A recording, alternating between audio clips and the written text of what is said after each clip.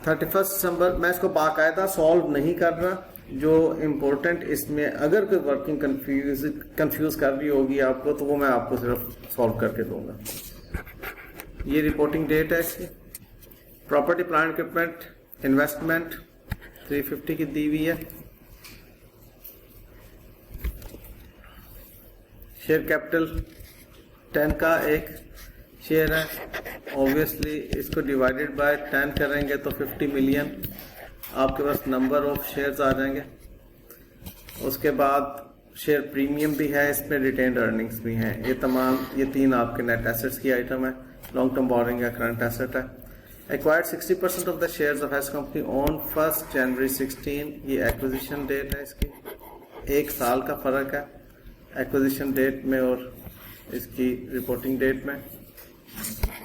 ये 1 ईयर आपने नोटिस करना है। अगेंस्ट द फॉलोइंग कंसिडरेशन, अब कंसिडरेशन कैश कंसिडरेशन की अकाउंटिंग एंट्री हो चुकी हुई है, विच इंक्लूड्स कंसल्टेंसी चार्जेस। इसके अंदर 40 और 10 कंसल्टिंग चार्ज और लीगल चार्जेस हैं। तो आप इसकी अकाउंटिंग क्या करेंगे? 10 आपके ग्रुप रिटेन्ड अर्निंग को डेबिट होंगे और कॉस्ट ऑफ इन्वेस्टमेंट को क्रेडिट होगा 10 से। And 1 share in P for each 10 shares acquired for S। S के कितने शेयर्स एक्वायर किए? 60%। मैं यहीं पे वर्किंग कर रहा हूँ। 60% बनते हैं 50 मैंने नंबर ऑफ शेयर्स ऊपर वर्कआउट कर लिया मैं, इनटू 60% कम्स टू 30 मिलियन। कह रहा है कि 1 share in P for each 10 held 10 acquired 1/10 equals to 3 million. अब 3 मिलियन शेयर्स जो उसने किए हैं, P की ये फेयर वैल्यू बनती है। इसके लिए 3 मिलियन को आप 10 रुपये उसकी फेस वैल्यू है और 15 रुपये उसका प्रीमियम है। ये आपकी अकाउंटिंग एंट्री जो होगी ये शेयर कैपिटल में जाएगी और ये शेयर प्रीमियम में जाएगा। मैं यहाँ पर इसको लिख रहा हूँ, कैपिटल एंड शेयर प्रीमियम। तो कॉस्ट ऑफ इन्वेस्टमेंट इसकी जो बनेगी वो होगी 350 माइनस 50। ये जो I'm so sorry 40 और 10 50 है। ये वाला 50 इसमें से माइनस होगा और कैश कंसिडरेशन आपकी होगी 300। उसके बाद इसके अगेंस्ट शेयर कैपिटल जो अकाउंटिंग एंट्री आपने करनी है 30 एंड शेयर प्रीमियम 45 आपका 375। जिन्होंने तो प्रैक्टिस किया उनको अच्छे से मालूम है कि P कंपनी का शेयर कैपिटल है, ठीक है। P कंपनी का शेयर प्रीमियम है। P कंपनी की बुक्स में अकाउंटिंग एंट्री हो रही है cost of investment debit, P company का share capital credit and P company का शेयर प्रीमियम क्रेडिट। और जिन्होंने प्रैक्टिस नहीं की, सिर्फ कॉन्सेप्ट पे बैठे हुए हैं, उनको कुछ समझ नहीं आ रही होगी इस वक्त कि क्या हो रहा है। वो तुक्के लगाने की कोशिश करेंगे, कंफ्यूज होंगे और अल्टीमेटली उनको खौफ आना शुरू हो जाएगा कंसोलिडेशन से। उसके बाद कहता है ये बात हो गई। एस कंपनी की 12 है और नेट प्रॉफिट ऑफ कंपनीज आपके इस गिवन 2016 का नेट प्रॉफिट, यानी कि एस का ये पोस्ट एक्विजिशन प्रॉफिट होगा। Post acquisition S paid interim dividend 5 for 2015 and interim dividend 5 for 2015, interim dividend 10 for year 16। इसकी मैं अभी आपको बात बताता हूँ, ये एक नया पॉइंट आ गया।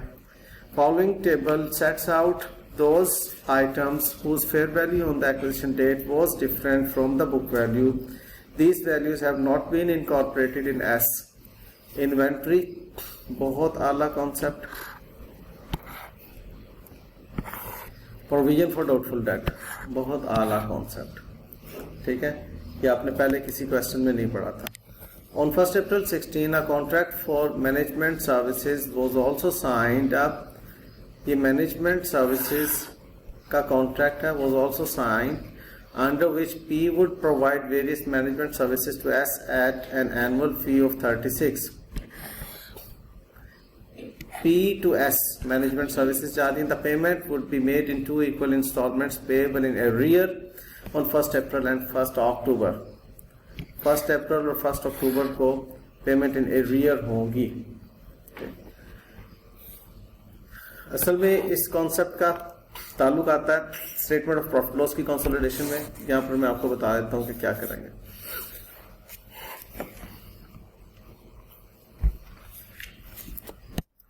हमारे पास नेक्स्ट जो वर्किंग करने वाली है, यहां पर ये वर्किंग 3 आपके साथ शेयर की, वर्किंग 4 करने वाली है गुडविल की कैलकुलेशन। गुडविल की कैलकुलेशन में आपने कॉस्ट ऑफ इन्वेस्टमेंट उठानी है। कॉस्ट ऑफ इन्वेस्टमेंट आपके पास वर्किंग 3 से आती है एंड विच इज 375। एनसीआई की फेयर वैल्यू, एनसीआई कितने नंबर ऑफ शेयर्स हैं चाहिए। मैं रुकता हूं और मैं आपसे चाहता हूं कि आप मुझे वर्किंग करके दें, प्लीज वर्क इट आउट। मैं तो सॉल्व कर लूंगा, आप लोगों के दिमाग थोड़े से चलने चाहिए। एनसीआई की फेयर वैल्यू वर्कआउट करो, कितने नंबर ऑफ शेयर्स हैं और किसके साथ मल्टीप्लाई करना है। उसकी एनसीआई जी बेटे बताओ क्या किया। 50 शेयर्स थे, उसका 40% एनसीआई के पास है, कितना बनता है 20 शेयर्स और उसकी फेयर वैल्यू है 12। ठीक है, तो कितना बनता है 240। किस किसने 240 कैलकुलेट कर लिया था, गुड। अब इसका टोटल करें तो बनता है 635। अब आप करेंगे इसमें फेयर वैल्यू 615।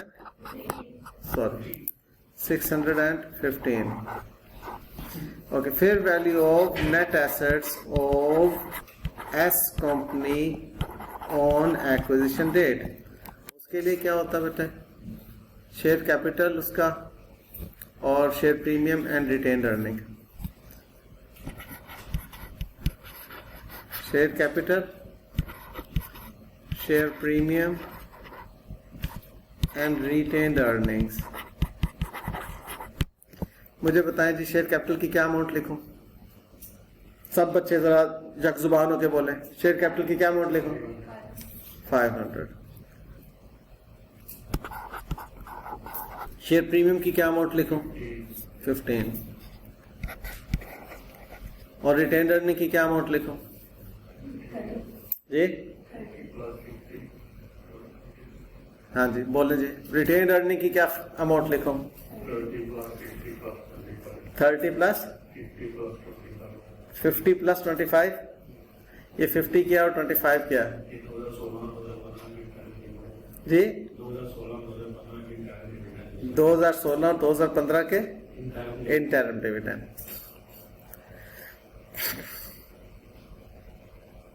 हाँ जी,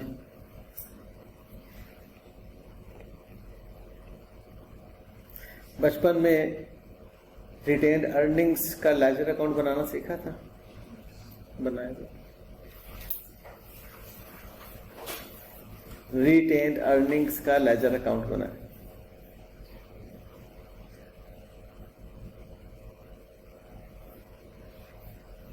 मैं पॉज करता हूं और मैं देखूंगा, आपको 2 मिनट दे रहा हूं। आप एस कंपनी का रिटेन्ड अर्निंग्स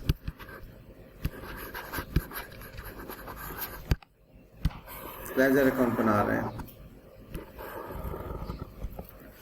बात यूं है कि उसने कैरी फॉरवर्ड आपको दिया हुआ है विच इज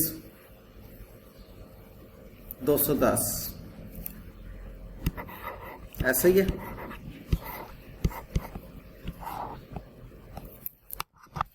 और आपको प्रॉफिट आफ्टर टैक्स दिया हुआ है विच इज 180।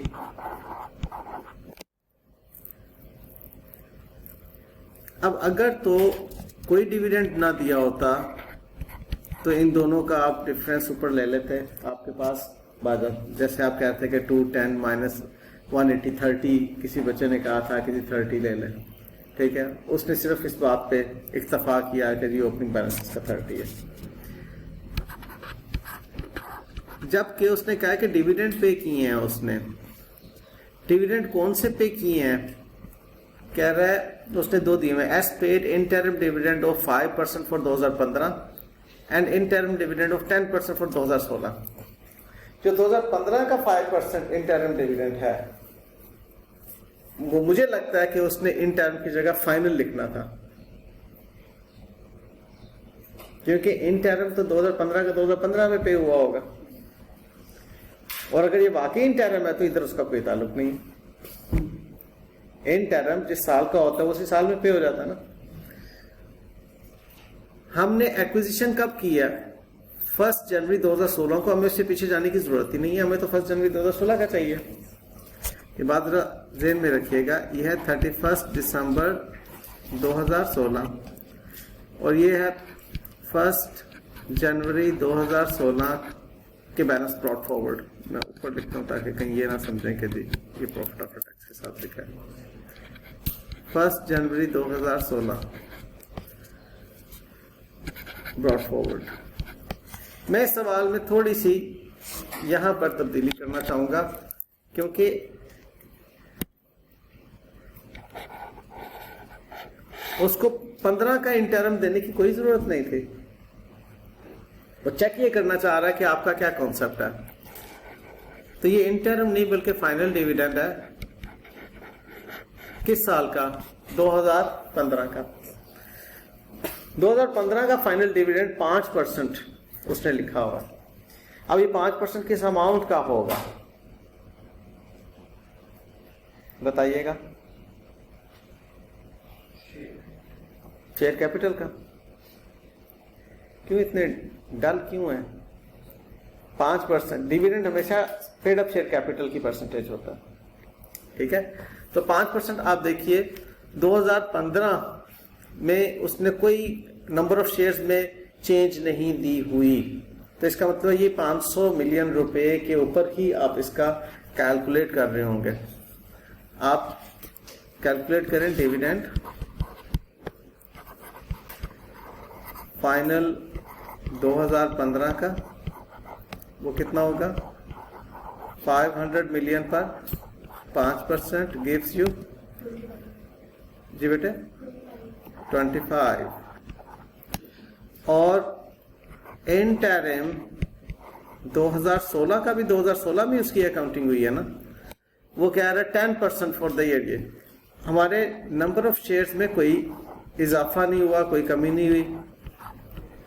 जो पेरेंट कंपनी के शेयर्स हैं वो बढ़े हैं, वो चेंज हुए हैं। उसने यहाँ पर यह हरकत इसलिए की है कि हो सकता है स्टूडेंट इस कंफ्यूजन में आ जाए कि ये जो शेयर कैपिटल है ये शायद हमारा चेंज हुआ है, तो इसको ऐड करने के बाद वो इसकी परसेंटेज ले। ज़हन को बिल्कुल रिलैक्स रखो। ये एंट्री किसकी किताबों में हो रही है? ये एंट्री हो रही है बुक्स ऑफ पी कंपनी में, ये अकाउंटिंग एंट्री हो रही है। तो पी कंपनी का शेयर कैपिटल और शेयर प्रीमियम क्रेडिट हो रहा है। एस कंपनी का शेयर कैपिटल शेयर प्रीमियम में कुछ भी नहीं जा रहा। तो एस कंपनी का शेयर कैपिटल शेयर प्रीमियम वही है, उसी 500 का 10% आप लेंगे तो आपके पास क्या आएगा? 50। टोटल आपके पास आ जाएगा 75। ये मैंने क्या एज्यूम किया कि ये फाइनल है। अगर ये ठीक है इंटरम ही होता तो फिर हम इसके ऊपर कोई भी इम्पैक्ट ना लेते 2015 के इंटरम डिविडेंड का, सिर्फ 2016 के इंटरम डिविडेंड का लेते। अब आप मुझे बताएं क्या मैं अज्यूम करूं इसको फाइनल के तौर पे या इंटरम के तौर पर?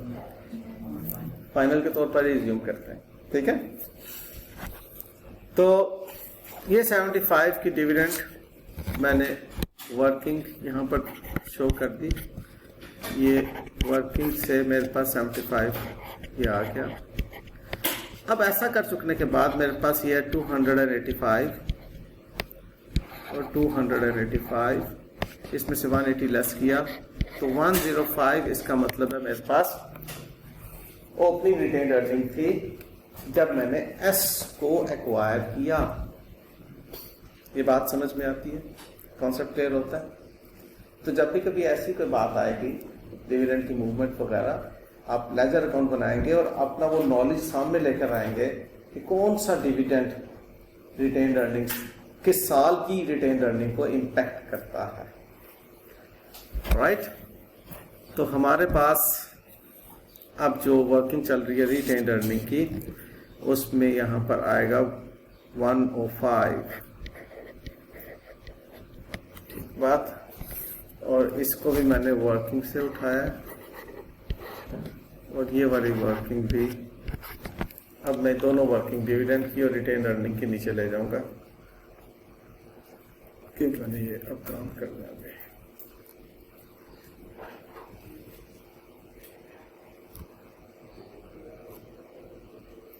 यहाँ पर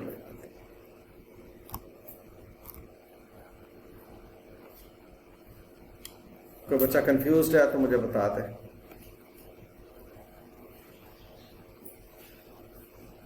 जी अब्दुल्ला हिद, कोई कंफ्यूजन बेटे? अच्छा, अब हमने क्या करना है बताएं, इलिशा बताएं।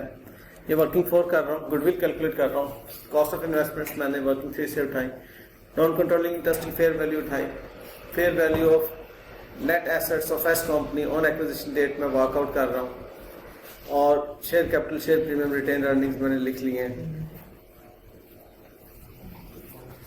बताइए नेक्स्ट क्या करना है? Yes, fair value adjustment.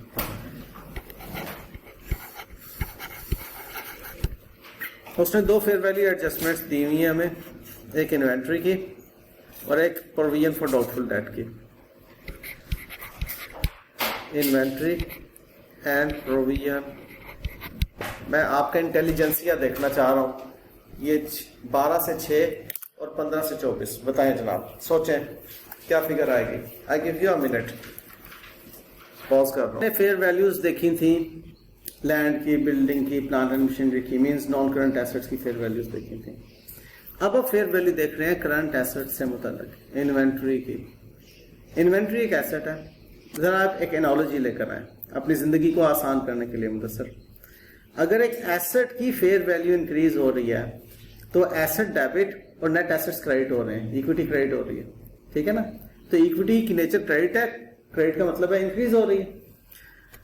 और अगर डिक्रीज हो रही है तो उस पर उलट इम्पैक्ट आएगा। 12,000 की उसकी बुक वैल्यू थी उस दिन, जबकि हमने उसकी फेयर वैल्यू देखी 6,000 की रह गई है या मिलियन की रह गई, व्हाटएवर। तो आपकी डिक्रीज, इन्वेंट्री डिक्रीज हो रही है।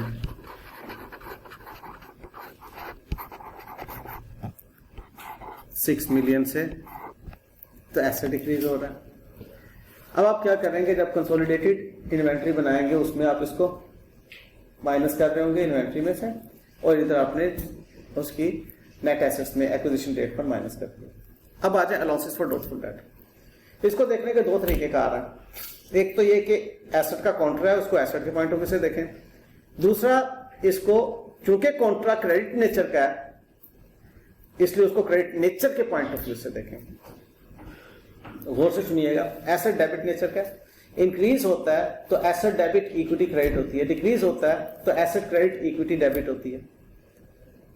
और क्रेडिट नेचर की आइटम कॉन्ट्रा टू एसेट या लायबिलिटी इंक्रीज होगी तो उस आइटम को क्रेडिट करेंगे और डेबिट करेंगे हम नेट एसेट्स को, इक्विटी को। और अगर वो डिक्रीज होती है तो उस क्रेडिट नेचर की आइटम लायबिलिटी या कॉन्ट्रा टू एसेट को आप डेबिट करेंगे और इसको नेट एसेट्स को क्रेडिट करेंगे। अब ये इंक्रीज हो रही है 9 मिलियन से, तो क्रेडिट नेचर की आइटम इंक्रीज हो रही है का मतलब है कि आप उस आइटम को क्रेडिट कर रहे हैं। डेबिट किसको कर रहे हैं? नेट एसेट्स इक्विटी आइटम को। डेबिट करने का मतलब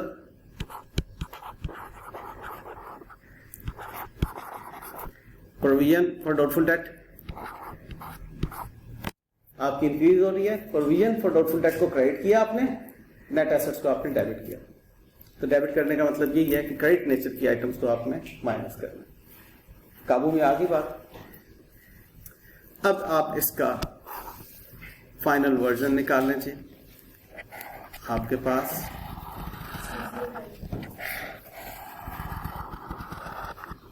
इस बॉक्स का टोटल क्या बेटा? 605। इसको लेस कीजिएगा 615 में से हमारे पास गुडविल की अमाउंट आएगी 10। 615 माइनस 605, ये गुडविल है आपके पास ऑन एक्विजिशन डेट। देखिए क्या गुडविल इंपेयर हो रही है? कहीं पर उसने लिखा हुआ ऐसा कुछ? अच्छा, 1 अप्रैल 16 ये ड्यूरिंग द ईयर की बात है। अब ड्यूरिंग द ईयर 1 अप्रैल 16 को आपने कॉन्ट्रैक्ट में एंटर हुए, a contract for management was signed, enter हुए आप। तो पहली जो पेमेंट होनी है वो कब होनी है? 1 अक्टूबर को। दूसरी कब होनी है? 1 अप्रैल 17 को। 1 अप्रैल 17 का मतलब है अक्टूबर, नवंबर, दिसंबर, 3 महीने इधर फॉल करेंगे। तो उन 3 महीनों का रिसीवेबल पेएबल नजर आ रहा होगा, वो बैलेंस शीट में से आपने एलिमिनेट करना। ये है इसका कॉन्सेप्ट। अब इसने जो बैलेंस शीट बनाई होगी उसमें सिर्फ करंट एसेट लिखे हैं और सिर्फ करंट लायबिलिटीज लिखी हैं। इलेबोरेट नहीं किया कि इसमें कौन कौन से करंट एसेट है, कौन कौन से करंट लायबिलिटी है। मैं यहां पर रुक रहा हूं और आप लोगों की तवज्जो चाह रहा हूं।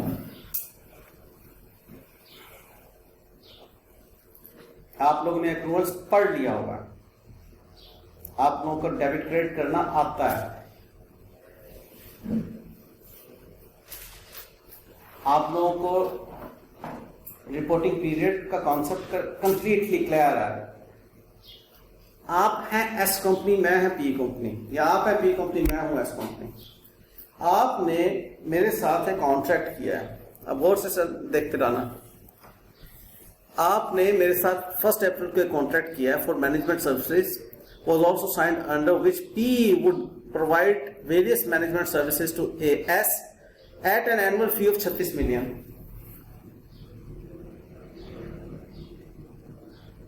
आपकी इनकम बनेगी 1 अप्रैल को आप एंटर हुए, 1 अप्रैल 2016 को। 30 सितंबर 2016 को 6 महीने हुए और 1 अप्रैल 2016 को यानी कि ठीक 1 दिन के बाद आपने कितने का बिल रेज किया होगा मुझ पर? जरा थोड़ी तो पे फिगर बोलो। नहीं, सोए हो, बिल्कुल सोए हो, गधे हो। अल्हम्दुलिल्लाह। दोबारा से, आपका मेरा कॉन्ट्रैक्ट है 36 मिलियन का। आपने मुझे सर्विसेज देनी है और सर्विसेज के अगेंस्ट आपने इनवाइस रेज करनी है मुझे, या मैंने इनवाइस रेज करनी? पहले मुझे ये बताओ। जो सर्विसेज देता है उसकी इनवाइस रेज करना होती है। सेल्स की एंट्री इनवाइस रेज करने वाला पास करता है या इनवाइस रिसीव करने वाला पास करता है? जो इनवाइस रेज करने वाला। सर्विसेज आप दे रहे हो, आपने इनवाइस रेज की। इनवाइस रेज करने वाला 30 सितंबर 6 महीने गुजर गए, आपने इनवाइस रेज की। कितनी रकम की इनवाइस रेज करोगे? 13 मिलियन। कैसे बना जी 13 मिलियन? 18। 36 का आधा कितना बनता है? 18 मिलियन। आपने रिसीवेबल डेबिट किए 30 सितंबर को, अपनी इनकम क्रेडिट की। अब वो रिसीवेबल का डेबिट 1 अक्टूबर अगली सुबह क्या अकाउंटिंग एंट्री पास करोगे? शाबाश, receivable credit cash debit. Receivable खत्म हो गया। अब 1 अक्टूबर को दोबारा आपने मुझे सर्विसेज देना शुरू कर दी। इनवाइस कब रेज करनी है आपने? 31 मार्च 2017 को आपका अकाउंटिंग क्लोज हो रही है, 31 दिसंबर 2016 को। इनवाइस तो रेज नहीं करोगे, लेकिन अप्रूवल की अकाउंटिंग एंट्री पास कर दोगे। कितनी रकम से अकाउंटिंग एंट्री पास करोगे? अब्दुल हाफिज बताएगा। 9 18 का आधा 3 महीने में, 18 बन रहा था 6 महीनों का, 18 का आधा 9 महीने। एक और तरीके से भी कैसे, 36 12 महीनों की इनकम है ना आपकी, एक महीने की कितनी बनती? तकसीम 12 करे तो 3, 6 महीनों की कितनी बनी थी? 18, 3 महीनों की कितनी बनेगी? 9। ये आपकी शार्पनेस होनी चाहिए। अब 30 सितंबर को आप मुझे बताएं, आप एक अच्छे अकाउंटेंट होने के नाते एक्रूड इनकम को डेबिट और इनकम को क्रेडिट कर चुके होंगे, और मैं एक अच्छा अकाउंटेंट होने के नाते अपने एक्सपेंसेस को डेबिट और पेएबल को क्रेडिट कर चुका हूंगा। अब अगर एग्जामिनर यहां पर थोड़ी सी क्लैरिटी मजीद दे दे बात को मुश्किल करने के लिए,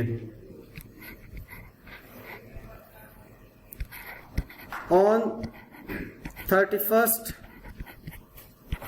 December 2016 both companies have passed accounting entries for accruals। तो क्या कहना चाह रहा है कि दोनों ने एक्रूअल्स की अकाउंटिंग एंट्री पास कर ली। एक ने अकाउंटिंग एंट्री क्या पास की? आपने क्या पास की? रिसीवेबल फ्रॉम एस, ठीक है। मैंने क्या अकाउंटिंग एंट्री पास की? Payable to P. तो ये रिसीवेबल और पेएबल कंसोलिडेशन में माइनस होगा या नहीं? इधर रिसीवेबल नजर आ रहा होगा 9 मिलियन का, और इधर पेएबल नजर आ रहा होगा 9 मिलियन का। एम आई राइट और रॉन्ग? तो ये पेएबल में से भी 9 मिलियन माइनस हो जाएगा और रिसीवेबल में से भी 9 मिलियन माइनस हो जाएगा। फॉलोड? मजे की बात है।